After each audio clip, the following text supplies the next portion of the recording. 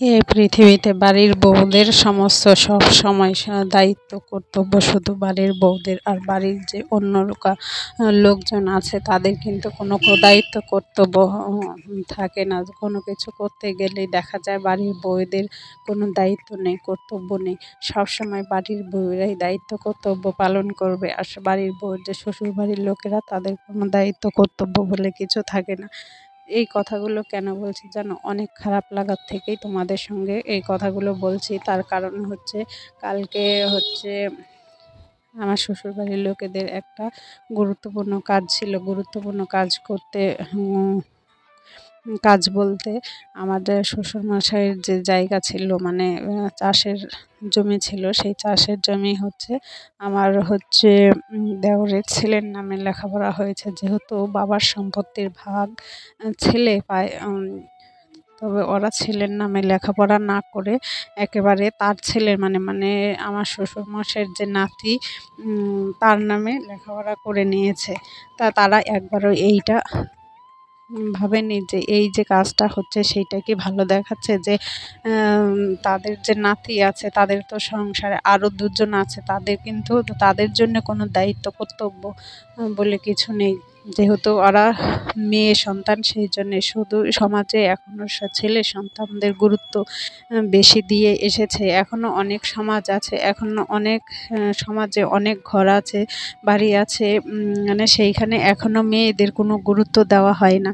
জানি না কেন এটা আরও কতদিন ধরে চলবে, কিন্তু আমার মনে হয় ছেলে হোক কিংবা মেয়ে সবার সমান অধিকার হওয়া উচিত। কিন্তু সেইটা না হয়ে এখনও অনেক সমাজের অনেক বাড়িতে অনেক লোকজনই আছে যে মেয়েদের গুরুত্ব না দিয়ে ছেলেদের বেশি গুরুত্ব দেওয়া হয়। কিন্তু যখন বাড়ির কোনো দায়িত্ব কর্তব্য করতে হয়, তখন বাড়ির বউ ছাড়া অন্য কারোর কিন্তু দায়িত্ব কর্তব্য থাকে না। তো সেইখান থেকেই এই কথাটাই বলছি যে আমারও যে দুটো মেয়ে আছে, তারা এত বড় একটা কাজকর্ম করলো, তারা একটা কথা কখনো ভাবলো না যে ঠিক আছে জায়গা লেখাপড়া হয়েছে ঠিক আছে, কিন্তু তাদের জন্য একটু মিষ্টি অন্তত কিনে দেই যে তারা খাবে, বা তাদের একটু ভালো লাগবে, তারা একটু আনন্দ পাবে, সেরকম কোনো কিছুই না। আর সেইটা যদি আমার ক্ষেত্রে হতো বা আমার দিক থেকে যদি ওই রকম হতো, তখন কিন্তু অনেক দোষ, অনেক কথা, অনেক কিছুই হয়ে যেত, জানো তো। সেই জন্যে বলছি যত কর্তব্য সব বাড়ির বউদেরই, তার অন্য কারোর কোনো কর্তব্য দায়িত্ব কর্তব্য বলে কিছু থাকে না। তা যাই হোক, দেখো সকালবেলার কিন্তু ঘুম থেকে উঠে দুষ্টুর স্কুল ছিল, দুষ্টুকে আজকে দুষ্টুর বাবা স্কুলে দিয়ে এসেছে।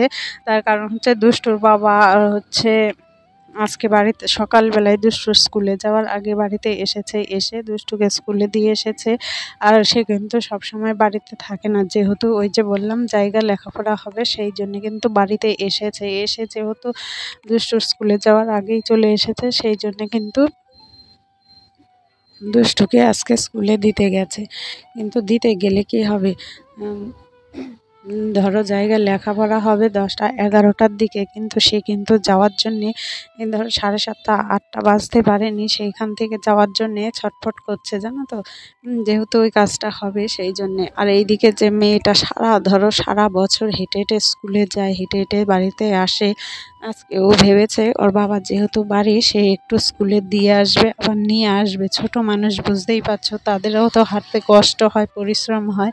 স্কুল যতই কাছে হোক না কেন, ওদেরও কিন্তু সময় বিশেষ হাঁটতে ভালো লাগে না। আর ওদেরও যেহেতু সকালবেলাটার মর্নিং স্কুল, সকালবেলার দিকে কিন্তু বাচ্চাদের বাবারাই বেশি যায় স্কুলে দিতে। তা ওরও কিন্তু ইচ্ছে হয় যে ওর বাবা স্কুলে দিয়ে আসবে। আর আজকে সকালবেলায় যখন বাড়িতে এসেছে, ওর কিন্তু খুব মজা হচ্ছিল যে ও ওর বাবার সঙ্গে স্কুলে যাবে, সাইকেলে করে যাবে, আর হেঁটে যেতে হবে না। কিন্তু ও দিয়ে এসেছে ঠিকই, ওর বাবা কিন্তু আনতে যাওয়ার আর সময় হয়নি। ওই যে বললাম ওইদিকে যাওয়ার ব্যস্ততা।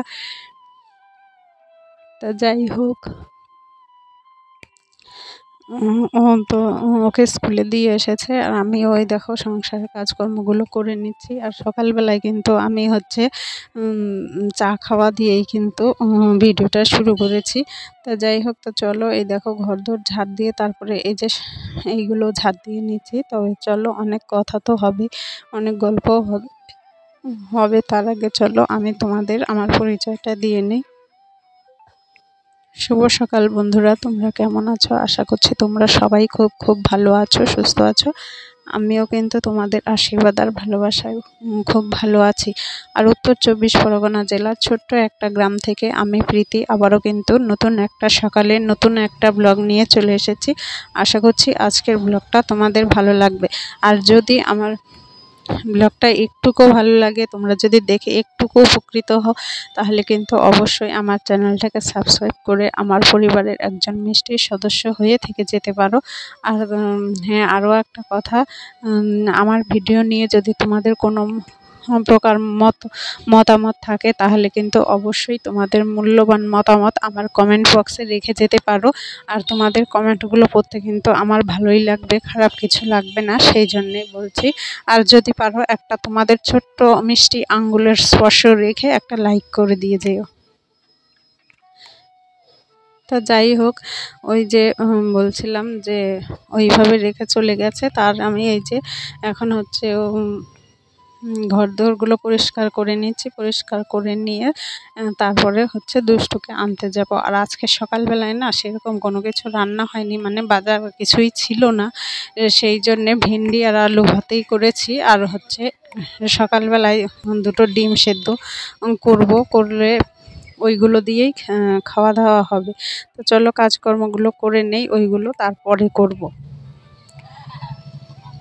আর এই যে দেখো, ওই যে ঝাড়ুটা দিয়ে, এটা কিন্তু ঘরেরই ঝাড়ু, ঘরেই কিন্তু ঝাড় দিলাম। ঝাড় দিয়ে এই যে একটু ছোট্ট আমার ঘরের সামনে একটু ছোট্ট উঠোন মতো দেখছো, সেইটা কিন্তু ওই যে ঝাঁটাটা যে ধুয়ে নিয়েছি কলের থেকে জল নিয়ে, সেইখানে জল জমে গেছে, সেইটা কিন্তু আবার ওই যে বাইরের একটা ঝাঁটা আছে, সেই ঝাঁটাটা দিয়ে জলগুলো ঝাঁটিয়ে ঝাঁটিয়ে বাইরে বের করে দিচ্ছি। তাহলে কি হবে, এই জায়গাটাও শুকিয়ে যাবে। আর বাড়িতে স্কুল থেকে যখন দুষ্টু আসবে, আবার আমাদের পাশের বাড়ির একটা বাচ্চা ছেলে আসে, সে এসে দুজনে মিলে খেলা করবে।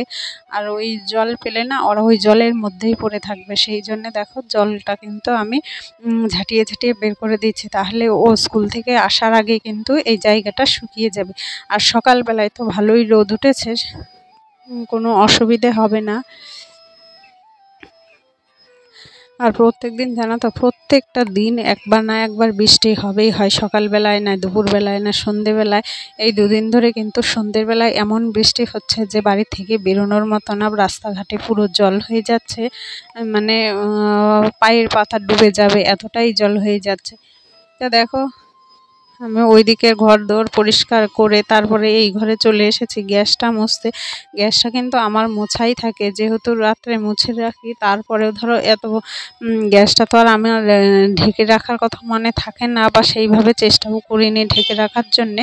তো সেই জন্যে সকালবেলায় উঠে দেখো চা করেছি, চা করে তারপর একটু চাও পড়েছে, সেই জন্য দেখো আমি কিন্তু গ্যাসটা আবারও মুছে পরিষ্কার করে নিচ্ছি। পরিষ্কার করে নিয়ে তারপরে কিন্তু এই যে গ্যাসের টেবিলের একটা গোলা রুটি করেছিলাম কালকে সন্ধেবেলায়। তা প্রথমে যখন হচ্ছে তাড়াহুড়োর মধ্যে আর গ্যাস মুছে তারপরে চাটা করতে পারিনি, আগেই করেছি, সেই জন্য এই যে দেখো ময়দা পড়ে সাদা হয়েছিল, সেই জন্য সেইটাও মুছে নিয়ে নিলাম। যে নেই তার মুছে না নিলে হয় না, আবার সময় বিশেষ না, এত ব্যস্ততার মাঝে থাকতে হয়, সেইটা কিন্তু আর হচ্ছে মুছে নেওয়ার সময় সুযোগ হয় না, ওইভাবেই চা করে নিতে হয়। তা আজকেও সেইটাই হয়েছে, কিন্তু আমি যতক্ষণ পারি যতটা সম্ভব মুছে নেওয়ার চেষ্টা করি, কারণ এর উপর দিয়ে আরশোলা, তারপরে ধরো মাকড়সা সবসময় ঘোরাঘুরি করে, তাই না? রাত্রে কি ঘোরাঘুরি করছে সেইটা তো আর আমরা দেখতে পাই না, সেই জন্যে। এই যে গ্যাসটা মুছলাম, সেই মুছে ওই যে কাপড়টা দিয়ে মুছলাম, সেই কাপড়টা কিন্তু আমি হচ্ছে ধুয়ে মেলে দিয়েছি। আর এই যে বলেছিলাম ডিম সেদ্ধ করব, এই যে দেখো দুটো ডিম সেদ্ধ করছি। দুষ্টু তো ডিম সেদ্ধ খায় না, ও স্কুল থেকে আসলে পরে ওকে ভাজা করে দেব। আর সোনাইও কিন্তু ডিম সেদ্ধ খায় না, ডিম খেলে ওর পেটে ব্যথা করে, কেন যে করে সেইটা কিন্তু আমি বুঝতে পারি না, বা অন্য হয়তো নিজেও বুঝতে পারে না। এটার জন্য জানো তো অনেক ডাক্তারও দেখানো হয়েছে, কিন্তু তাতে না কিছুই হয় না, হয়তো অ্যালার্জি হয় না কি হয়, কী কারণে পেটে ব্যথা করে সেটা একদম বুঝতেই পারছি না। তা যাই হোক, কোনো কিছু সমস্যায় ভোগার থেকে না খাওয়াই আমার মনে হয় ভালো। তো সেই জন্যে দেখো আমার জন্যে আর তোমাদের দাদাভাইয়ের জন্যে দুটো ডিম সেদ্ধ করছি। আমারটাই এখন না করলেও হতো, কিন্তু ওই যে তোমাদের দাদাভাইয়ের জন্যে করছি, আমারটা যদি না করি তাহলে আবার সে শুনবে না। এখন ডিম সিদ্ধ করে ডিম সিদ্ধ খেয়ে তারপরে কিন্তু আমি চলে আসলাম ওই যে বিছানাটা তুলতে। বিছানাটা সবসময় কিন্তু প্রায় বেশিরভাগ সময়ই কিন্তু সোনাই তোলে, যেহেতু ও বিছানা তুলে পড়তে বসে সেই জন্যে ওর তোলা হয়ে যায় সকাল সকাল। আর আমার যেহেতু দুষ্টুকে স্কুলে দিয়ে আসা থাকে সকালবেলায়, তা আমি তুলতে গেলে বেলা হয়ে যায় বলে ও নিজেই তুলে নেয়। তা আজকে যেহেতু ও পড়তে চলে গেছে সেই জন্যে ও আর তুলে রেখে যেতে পারেনি। আর এই সুযোগে দেখো আমার বেড কভারটা কিন্তু একেবারে সামনের দিকে ঝুলে পড়েছিল, সেই জন্যে আমি বালিশগুলো বারবার এদিক ওদিক করে বেড কভারটা ঠিক করার চেষ্টা করছি। আর এই সেট যেগুলো বেড কভারের সেইগুলো দেখবে বিছানার চাদরগুলো না অনেকটাই বড়। আর মানে কি বলবো, ভালো করে তোশকের তলায় গুজে দিলে কিন্তু হয়, কিন্তু গুজে দিলে কি বলো তো, পরে আবার রাত্রে যখন ঘুমাবো তখন কিন্তু ওই যে আবার সব টেনে টেনে বের করতে হয়, সেই কারণে না আমি ঠিক দিই না।